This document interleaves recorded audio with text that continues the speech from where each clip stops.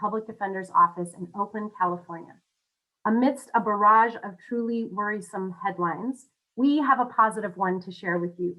This morning, we gather to announce that this nation's frontline justice responders, public defenders, are joining forces to offer concrete guidance to the Biden administration on the steps that must be taken to deliver fundamental justice to immigrant communities. As public defenders, we advocate and litigate on behalf of some of the most marginalized and vulnerable community members in this country, communities in crisis due to failed policies around education, housing, healthcare, employment, and other basic needs. We are the first responders called to the daily emergencies of mass incarceration and mass deportation. We witness over and over again the havoc wreaked on families by the criminal legal system and the deportation pipeline. The Trump administration has laid bare the cruelty of the immigration enforcement regime, but undoing the last 4 years is simply not enough. The newly created Public Defenders Coalition for Immigrant Justice, a growing coalition of over 35 public defender offices and national organizations from at least 14 states nationwide, have come together to identify 10 fundamental steps that must be taken to ensure long overdue, meaningful justice. 1, establish a moratorium on deportations for 1 year. 2, reverse Trump-era anti-immigrant policies. 3, end immigration detention. 4, establish a robust and federally funded universal legal representation program. 5, restructure immigration courts and restore due process in proceedings. 6, end the jail to deportation pipeline. 7, end the war on drugs against immigrants. 8, restore discretion and proportionality. 9, restore pathways to lawful immigration status without criminal carve-outs. And finally, 10, defund ICE and reinvest in our communities. This is more than a call to action. This is a call to the Biden administration to seize a rare opportunity to enact meaningful change that we can all be proud of. I'd like to turn to our first speaker. If you have a question, please submit it to us using the chat box feature, and we'll try to answer questions once the speakers have concluded. If you do post a question, please include your name and your press outlet. Our first speaker is Manoj Raju, the public defender of San Francisco. Take it away, Manoj.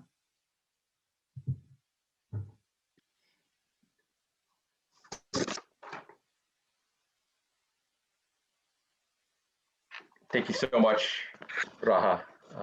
I'm so pleased to be here today for such an exciting and important national collaboration of public defenders from around the country, coming together to raise our voices on behalf of immigrant justice.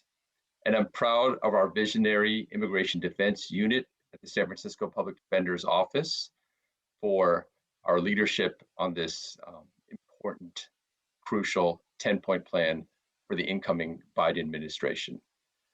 The reality is we've experienced 4 long years of chaotic and inhumane immigration policies stemming from the highest levels of leadership that have criminalized immigrants, wreaked havoc on families and communities, and betrayed the very principles of inclusivity and tolerance that must guide our nation. The time for change is now. The time for more awareness, for more compassion, and for more truth is now. As public defenders, we know that for an immigrant, the consequences of even a minor criminal conviction can have devastating consequences, reaching far beyond those in the criminal legal system. We know that when our client is an immigrant, their focus may be entirely on avoiding harsh immigration penalties rather than potential criminal penalties. We must end the jail to ICE pipeline, which has caused skyrocketing levels of inhumane detention and deportation. The entanglement of local law enforcement agencies, jails, prisons, and juvenile facilities with immigration enforcement has far-reaching implications in our communities. When they share information or coordinate direct transfers from ICE custody, even after a simple arrest, or even after a person has already served their criminal sentence, it endangers individuals, it devastates families, and it makes all of us less safe. That is why at the San Francisco Public Defender's Office, we represent detained individuals in immigration proceedings, regardless of their criminal convictions. But the current patchwork of systems, a system of programs like ours, that's not enough. It's time for bold action from the federal government to ensure that no immigrant faces permanent banishment without competent, skilled representation. The time has come to extend the representation guarantees enshrined in Gideon versus Wainwright to the immigration context.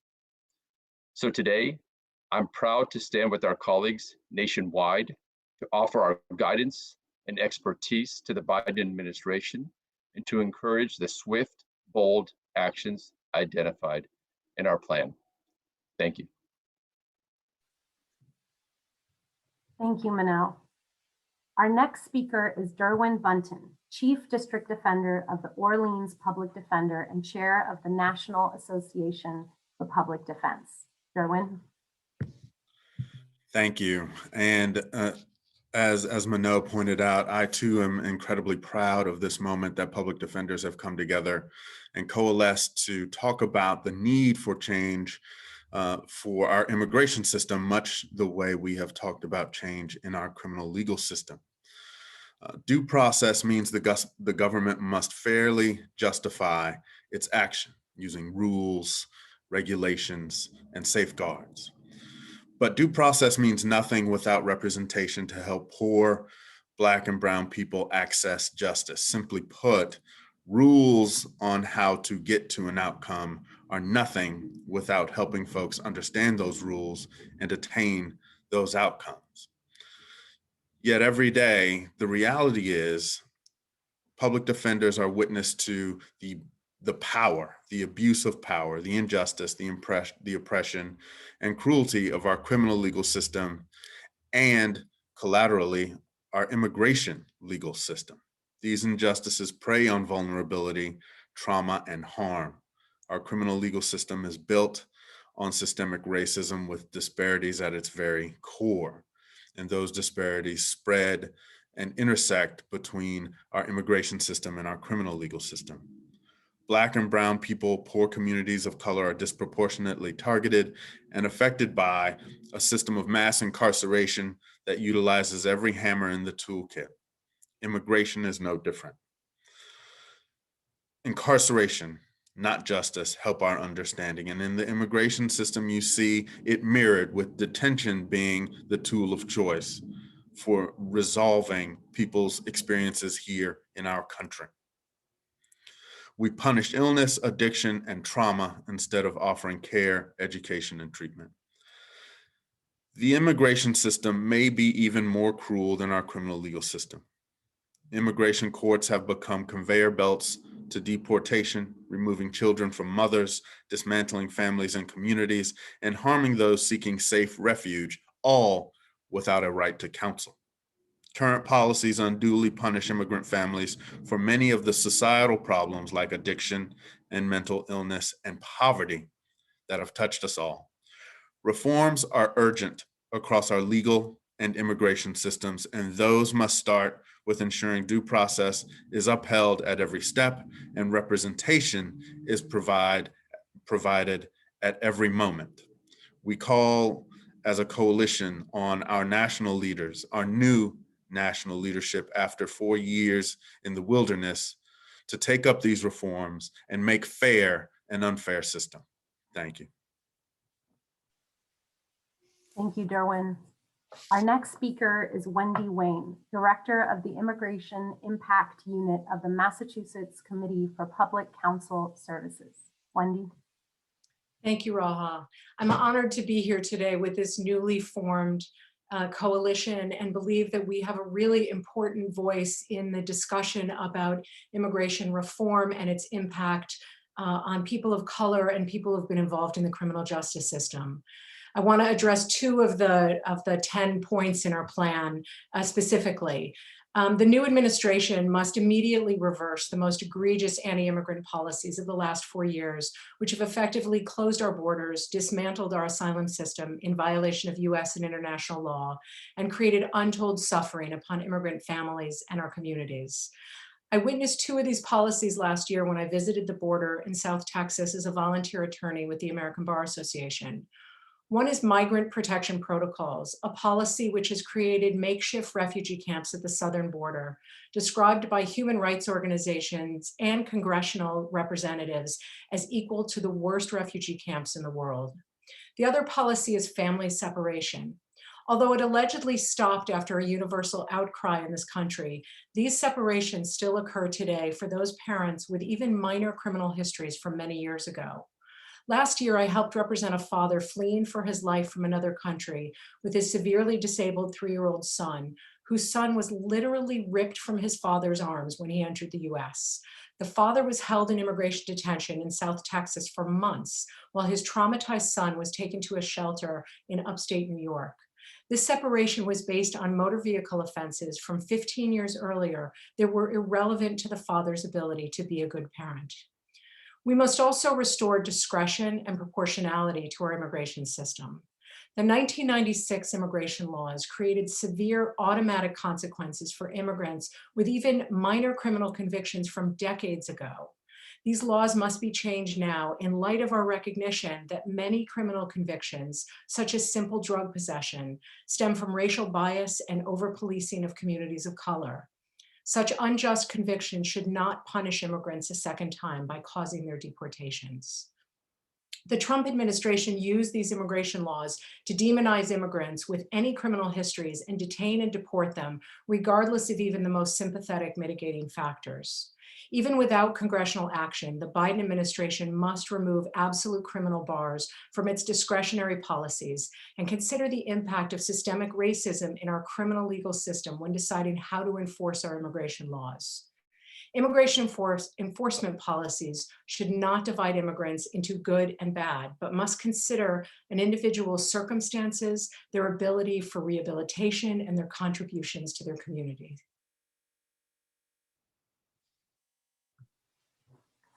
Thank you, Wendy. We have 4 more speakers for you today. Our next speaker is Andrea Saenz, attorney in charge of the New York Immigrant Family Unity Project at Brooklyn Defender Services. Andrea? Hi, everybody. I'm Andrea Saenz. I'm head of the New York Immigrant Family Unity Project, or NYFUP, at Brooklyn Defender Services, and I'm a proud public defender. This platform calls for universal representation of immigrants facing deportation because when the stakes are literally life and death or permanent family separation, no one should face a trained prosecutor alone or be deported simply because they can't afford an attorney. The great news is that this is not a new idea. Since 2013, NYFUP has been a groundbreaking public defender program for detained immigrants that has increased success rates over 1,000%, reunited families, and spurred the start of local programs across the country. So the blueprint is there, but we need national leadership on this issue so we don't leave out people who don't live in the right place. Doing this work in detention centers, immigration courts, and criminal courts every day has allowed us to meet the real people impacted by this broken system and experience how necessary it is to change, shrink, and defund the system to reinvest in our communities. ICE enforcement policies harm our neighbors every day, and we urge decision makers to listen to them. You'll hear from one person we proudly represented at BDS, Edwin Teneo, who can tell you firsthand what it's like to fear for his safety and his family while needlessly locked in detention. I'll pass it to Edwin, but thank you for listening today. Hello, everyone. Thank you for having me here today. My name is Edwin Teneo. I was born in the Dominican Republic. I've been a New Yorker since I was 3 years old. I grew up in Corona, Queens. I am now 30, a husband and a father of 2 beautiful children. Back in 2019, I was on my way to work when I got a terrible phone call. An ICE officer told me I had a few days to turn myself in. If not, he was going to turn a felony warrant out to my arrest. I was confused and nervous because I did not know what was going to happen. I remember going to 21 Federal Plaza that day, hoping that I could resolve whatever the problem was. Not knowing 13 months later, I would still be in Hudson County Correctional Immigration Jail, separated away from my wife and my children. Immigration detention was one of the worst experiences of my life. We were treated poorly and criminalized simply because of where we were born. Can you imagine that? Things got even worse when the pandemic hit. COVID was spreading rapidly in the facility, and we were not being informed of what was going on. We didn't even have soap, masks, or anything to keep us safe from this virus. We were all terrified that we could be exposed to the coronavirus and get sick or even die. We decided to start a hunger strike to protest the way we were being mistreated and demanded that ICE will release us. They did not care if we lived or died. Even to this day, almost a year later, people in ICE detention in New Jersey and across the country are still protesting these conditions by going on hunger strikes. On the third day of the hunger strike, one of my friends in detention told me to get my things packed up. He told me that my wife was on her way to pick me up. It felt like a dream. My attorney had filed the motion that won, which allowed me to be released from detention. Reuniting with my family was very emotional, overwhelming. I was happy that I was finally home. But being back in the world during COVID was a real struggle and continues to be. It was hard to find work. I could not get unemployment. I could not get health or dental insurance and many other things that I needed for me and my family to get by. Based on my experience in detention, I had the blessing to become part of the New Sanctuary Coalition, and an organization that helps immigrants in and out of detention and across the country. Being able to give back to my peers who went through the same things I've been through feels amazing. I feel like I'm making a mark on this earth by helping someone else. This immigration system has done so much harm to so many people living in this country. With this new president, we need to make sure that no one goes through what I went through again. For one thing, no one should be in jail in immigration detention. People are suffering in jails with terrible conditions for months or even years simply because of where they were born. It is also important that people are able to have free lawyers to help them fight deportation because most families do not have the money or the resources to pay for them. Without the help of my attorney, Nabila Taj from Brooklyn Defender Services, I would not have been able to be freed from detention and probably would not have my green card today. Lastly, we need to defund and abolish ICE. ICE put fears into our community by terrorizing our hardworking immigrant neighbors and locking people away and deporting them away from their families. This agency should no longer exist. Instead of the Biden administration should keep our families and communities together by giving people the opportunity to live here legally with equal rights. All of us together is the key. Todos unidos es la llave. Sí se puede. Yes, we can. Thank you for having me. Thank you so much for sharing your short story with us, Edwin. Our next speaker is JJ Ramirez, an accountant assistant supervisor who was also formerly incarcerated by ICE. JJ? Thank you. Thank you so much for having me here. Thank you, Rahul. I'm here today before everybody because I had an attorney. I had an immigration attorney during my proceedings. I grew up in Santa Barbara County. I went to high school in Santa Barbara County, and that's where I live now, Santa Barbara County. When I was 5 years old, I came to the United States from Mexico with my parents. And actually, I had a very difficult home life because my father was somewhat abusive. Nonetheless, I did well in high school and I graduated from San Ynez High School. In high school is where I found an escape in musical theater and acting from, having a difficult life. And in high school, I was able to finally go to a group that truly accepted me for who I was, especially dealing with my sexuality and identifying myself for being trans. But I finally accepted and became very confident about myself. After I graduated from San Ynez High School, I had to leave my abusive home life. I did work 2 jobs at the time to support myself and also get through community college. At the age of 21 years old, I made a big mistake and I was convicted of a crime. After I completed my sentence, I was then transferred into ICE custody and detention, where I spent about 7 or so months fighting my case. And I kid you not, I reached out to nearly 100 or so nonprofit organizations here in the state of California and also outside of the state of California in hopes of finding an immigration attorney to represent me. But I knew that because of my prior convictions, like not a single organization would even look at my case or take my case. But you know what? I never gave up. I kept on fighting. And finally, Carla Gomez from the San Francisco Public Defender's Office decided to take my case. I know that I could have never won my case without her, without an attorney being present by my side to help me and to support me and to fight for me. I still don't have a legal status, but you know what? I have a valid work permit. I'm employed here as an accountant, as you can see in Santa Barbara County. I'm very blessed. And I just want to say, without an attorney, I probably would have been deported, and I would have never had a fair shot at all. And I got lucky. I got lucky that I finally found a lawyer, but no one should have to go through what I went through at all whatsoever. It shouldn't be left up to luck. The government, as a matter of fact, the new Biden administration should give everybody in deportation proceedings access to a lawyer. It shouldn't be left up to luck. Thank you so much for giving me the opportunity. Thank you so much, JJ. It's so generous of you to share your story with us. And last but not least, we have Charles Joseph, musician and anti-violence mentor, who was also formerly incarcerated by ICE. Charles, the floor is yours. Bullet to all. My name is Charles Robert Joseph, formerly incarcerated, released from ICE detention, born and raised in Fiji. I came to America at 14 and quickly found myself going down a spiral after my father was arrested and deported for domestic violence, going from a 4.0 student to leaning on drugs and alcohol to cope, and committing a crime that put me in a cage for 12 years. Sweating in the lodge with my indigenous brothers helped me recenter my core values, allowing me to transform. G4S picks me up the day I was paroled, and I end up in ICE detention. Being in Mesa Verde was worse than all the prison time combined. The conditions and the total disregard for humanity, especially in the midst of COVID. Thanks to my amazing attorney, Francisco Ugarte, I am with my family now. He's fighting my case in the Ninth Circuit and is working on my pardon campaign. I have a little poem for you all. It goes, dysfunction and uncertainty spiked the water that was given to me.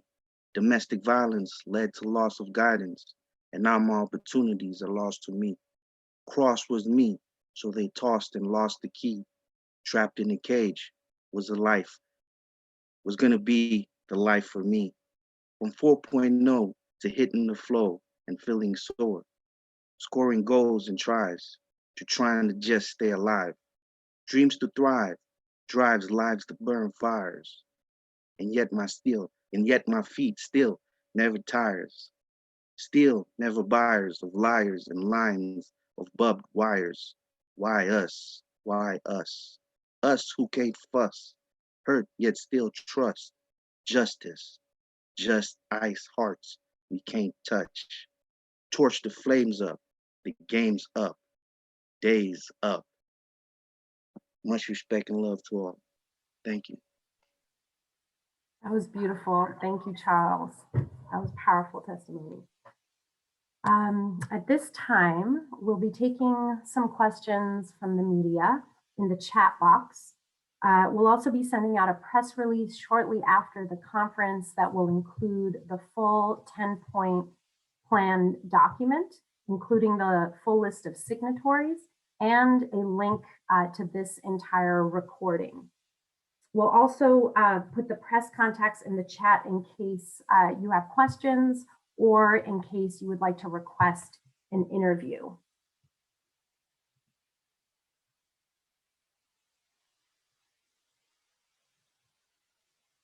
So there was, one moment.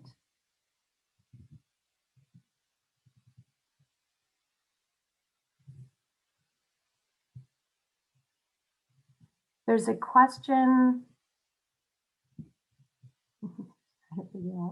Okay, there's a question by Farida Jabvala, I hope I pronounced that right, Romero, with KQED Public Radio in San Francisco about essentially how realistic the 10-point program is.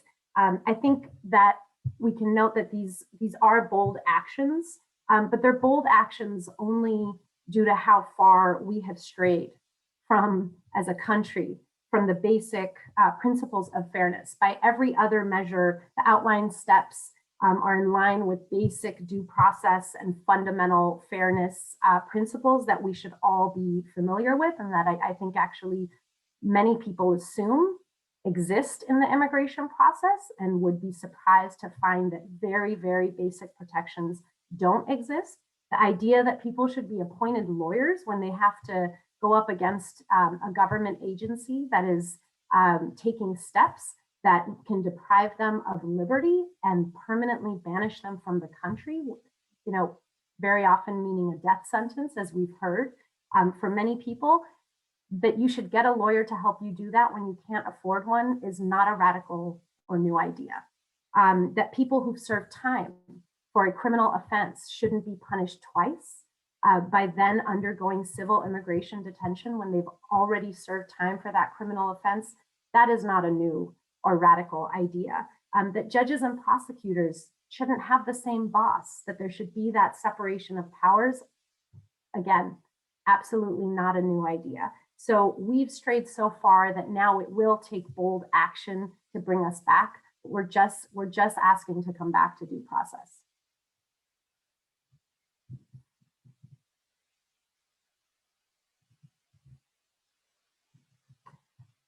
There's a second question from Chris Von Buskirk from State House News in Boston, asking if we've been in touch with the Biden administration about this plan.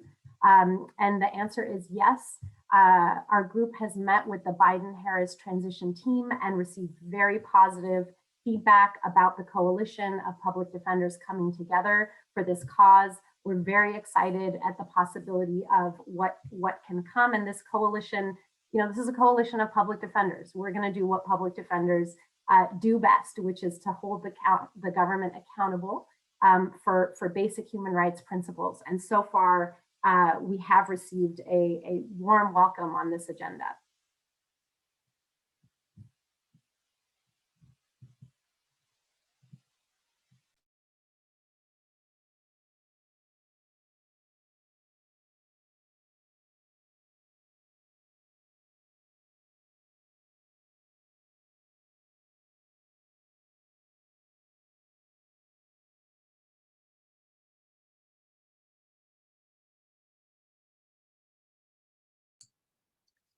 Raha, you're on mute.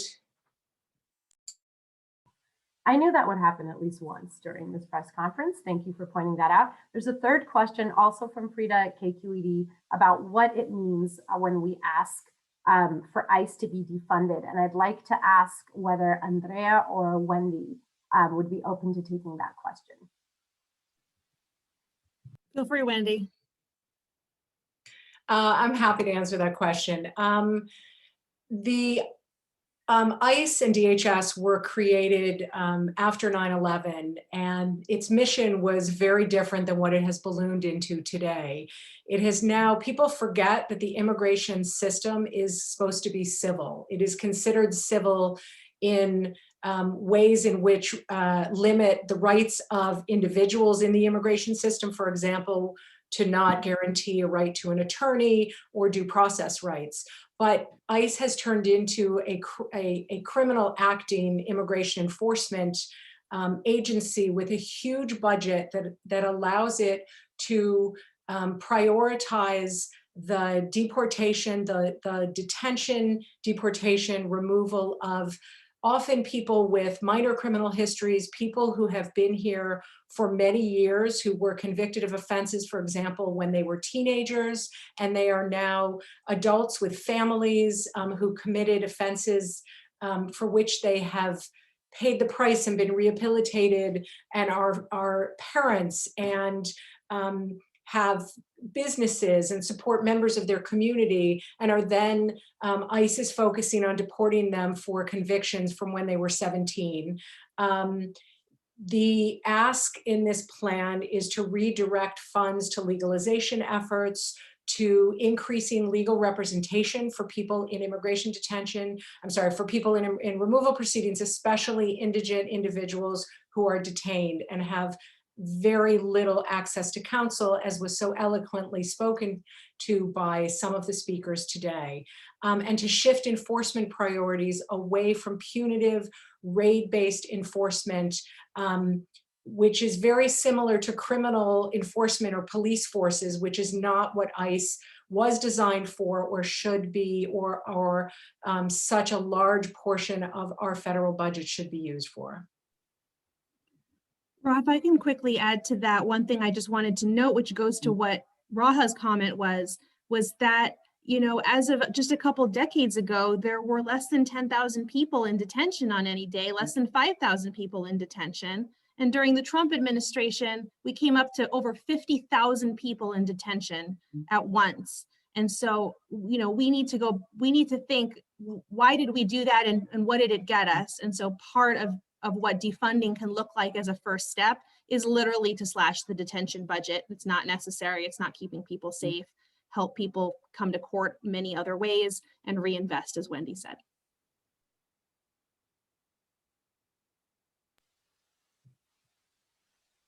Thank you both. We have one final question about whether we have a number on how many public defenders' offices can be cited to as signatories on these 10 steps. So that will be included in the press release that's going to go out. It's approximately 35 public defender offices across 14 states with a few national organizations, umbrella organizations as well. And I think since it's 9:38, I think we're going to close with that. I want to thank everyone for joining us here today. Just a couple of things to note again. For anyone interested in an interview, I want to note that we have Spanish and English speakers available for interviews. And you'll find the press contacts. They were just included in the chat box in this Zoom conference. And of course, will go out in the press packet. Thank you to everyone who shared their experiences with us here today. Be safe out there. Thank you all for joining us.